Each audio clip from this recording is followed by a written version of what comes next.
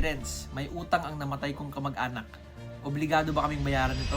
Hi guys, ito ni Renz of Respicio & Company Law Firm, and today, let's talk about debts o utang and death or kamatayan. Ayon po sa Article 774 ng ating Civil Code, ang property, rights, and obligations ng namatay ay ipinapasa sa kanyang mga heirs. Ibig sabihin po, hindi lang pera o lupa ang pwedeng imana, kundi pati na rin ang utang ng yumaong kamag-anak. Obligado ba kayong bayaran ng utang ng inyong kamag-anak? Ang paliwanag po ng Civil Code ay, ang amount ng utang na pwedeng masingil sa isang heir ay dapat equal lang sa matatanggap niyang mana. For example, kung may utang na 5 million ang yumaong kamag-anak ninyo at ikaw ay nagmana ng 1 million pesos lamang, then 1 million pesos lang ang pwede mong bayaran or pwedeng isingil sa iyo mula sa ari-arian na minana mo. Ngunit, kung ang ari-arian ng namatay ay hindi sapat para bayaran ang kanyang utang, hindi po kayo obligadong bayaran ang buong halaga ng utang mula sa inyong sariling pera.